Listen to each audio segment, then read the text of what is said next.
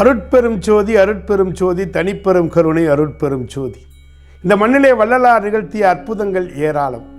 கோடை காலத்திலே தர்மசாலைக்கு வந்திருக்கிற பலர் மழை இல்லாத காரணத்தினாலே பயிர்கள் வாடுகிறது, கால்நடைகளும் எல்லோரும் துன்பமுறுகிறார்கள் என்று சொன்னவுடன் ஒரு செம்பு தண்ணீரை என் காலில் ஊற்றுங்கள் என்று சொன்னாராம்.